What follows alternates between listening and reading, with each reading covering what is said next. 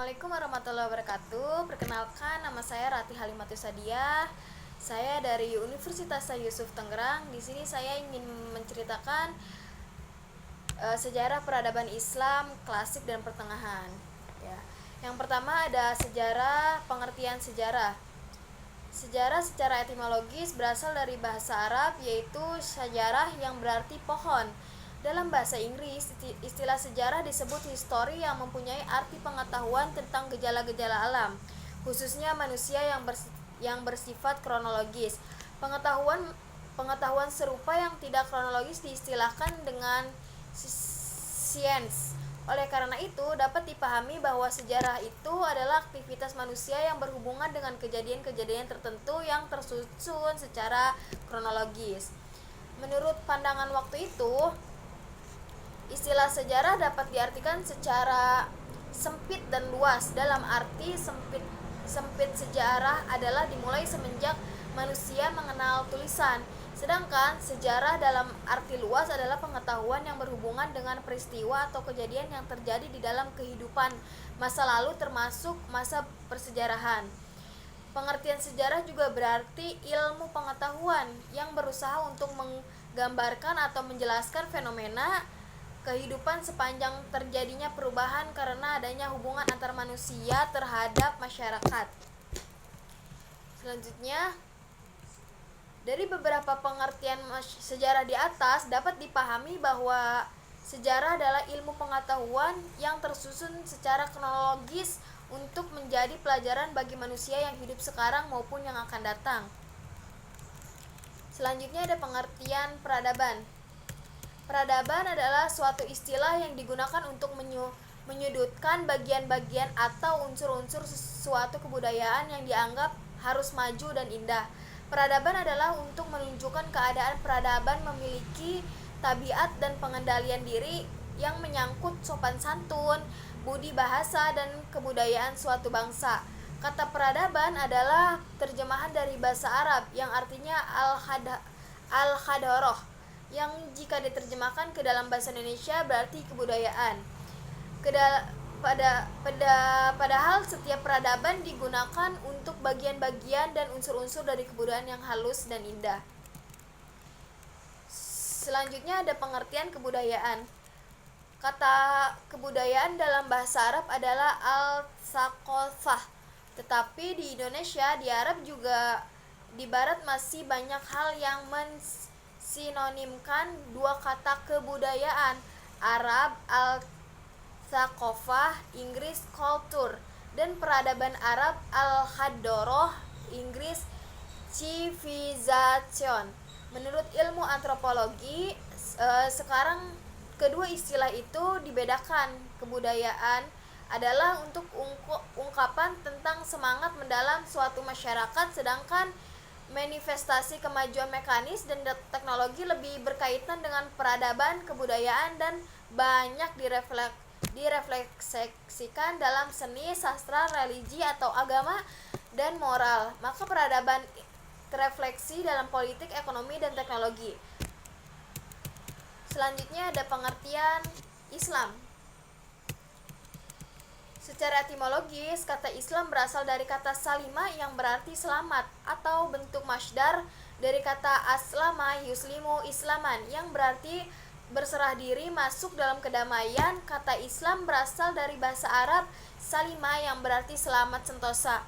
Kemudian dari kata tersebut dibentuk kata aslama yang artinya memelihara dalam keadaan selamat sentosa, dan berarti pula menyerahkan diri, tunduk, patuh, dan taat. Oleh sebab itu, orang yang berserah diri, tunduk, dan patuh disebut juga seorang muslim. Islam merupakan agama yang sesuai dengan fitrah manusia, baik dalam hal akidah atau keyakinan, syariah atau disebut dengan hukum, ibadah atau peribadatan, maupun muamalah, hubungan manusia dengan alam dan sekitar. Hal ini sesuai dengan firman Allah Subhanahu wa taala yang menyuruh manusia untuk menghadap dan masuk ke agama yang fitrah. Maka hadapkanlah wajahmu dengan lurus kepada agama, yaitu agama Islam, sesuai dengan fitrahnya Allah yang Dia telah menciptakan manusia menurut fitrah itu. Tidak ada perubahan pada cipta Allah, yaitulah agama yang lurus, tetapi kebanyakan manusia tidak mengetahui. Itu dalam Quran surat Ar-Rum ayat 30. Selanjutnya episode sejarah peradaban Islam. Secara garis besar, sejarah peradaban Islam dibagi dalam 3 periode. Yang pertama, periode klasik pada tahun 650 sampai dengan 1250 Masehi. Yang kedua, periode pertengahan pada tahun 1250 sampai dengan 1800 Masehi. Dan yang terakhir, periode modern 1800 sampai dengan sekarang 2004. Yang pertama ada periode klasik. Periode klasik merupakan masa keemasan dan kejayaan Islam yang dibagi ke dalam 2 fase. Pertama adalah fase ekspansi, integrasi dan pusat kemajuan pada tahun 650 sampai dengan 1000 Masehi. Pada masa itu daerah Islam meluas ke Afrika Utara sampai ke Spanyol di belahan barat. Pada melalui Persia sampai ke India di belahan timur, daerah-daerah tersebut tunduk pada kekuasaan Islam. Pada masa ini pula dikembangkan dan memuncak ilmu pengetahuan baik di bidang agama maupun umum dan kebudayaan serta peradaban Islam. Pada masa ini pula menghasilkan ulama-ulama besar seperti Imam Malik, Imam Abu Hanifah, Imam Ibnu Hambali, Imam Syafi'i dalam bidang fikih, Imam Al-Mutarridhi, Imam Al-Asy'ari, Wasil Ibnu Atad, Ibnu Hazail An-Huzam dan Al-Jubai dalam bidang teknologi. Selanjutnya yang kedua ada periode pertengahan. Periode pertengahan ini juga dibagi ke dalam 2 fase. Yang pertama fase kemunduran, yaitu pada tahun 1250 sampai dengan 1500 Masehi. Pada masa ini desentralisasi dan disintegrasi semakin meningkat. Perbedaan antara Sunni dan Syiah juga dibedakan antara Arab dan Persia bertambah nyata. Di dunia Islam terbagi 2, bahasa bagian Arab yang terdiri dari Arabia, Irak, Suriah, Palestina, Mesir, dan Afrika Utara berpusat di Mesir. Bagian Persia yang terdiri dari Balkan, Asia Kecil, Persia, dan Asia Tengah berpusat di Iran. Pada fase ini, perhatian terhadap ilmu pengetahuan sangat berkurang karena carut marut politik umat Islam. Perlahan-lahan muncak ilmu pengetahuan Islam yang dibanggakan pada periode sebelumnya mulailah runtuh. Hal tersebut ditandai dengan adanya pemikiran-pemikiran ulama yang bersifat dogmatis, didukung pula oleh perbedaan-perbedaan pemikiran yang terjadi antara ulama Sunni dan Syiah. Kedua, fase 3 kerajaan besar pada masa 1500 sampai dengan 1700 Masehi, masa kejayaan dan masa kemunduran yaitu 1770 sampai dengan 1800 Masehi.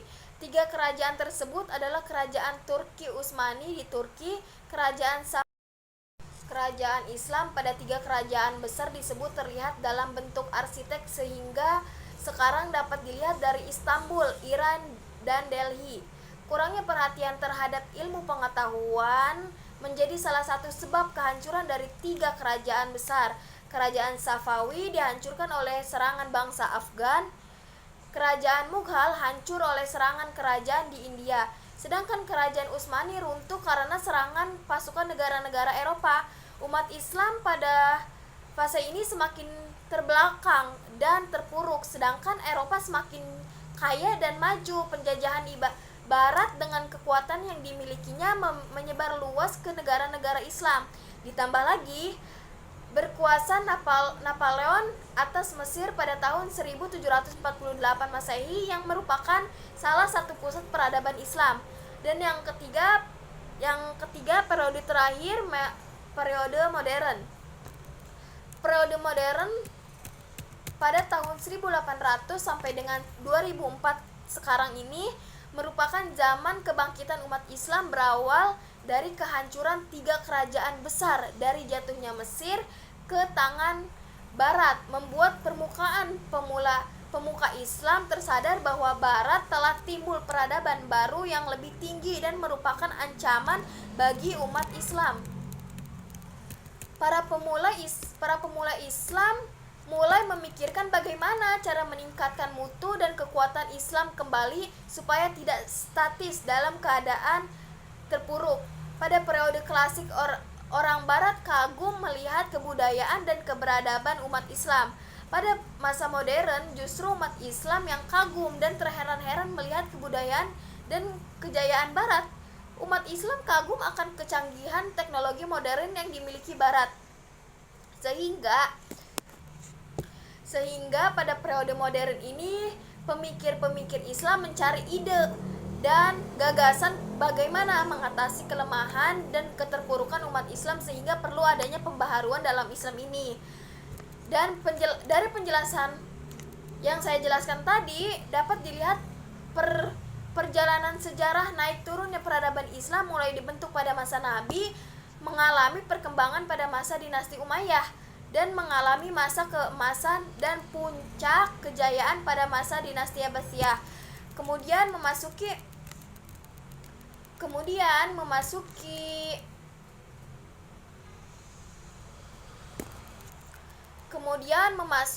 masa kemunduran dan kehancuran pada periode pertengahan. Hal ini disebut memicu kesadaran umat Islam untuk bangkit kembali ke periode modern. Itulah peradaban dari peradaban pertama, kedua, dan ketiga yang bisa saya jelaskan. Kurang lebihnya saya mohon maaf. Billahi taufiq wal hidayah. Wassalamualaikum warahmatullahi wabarakatuh.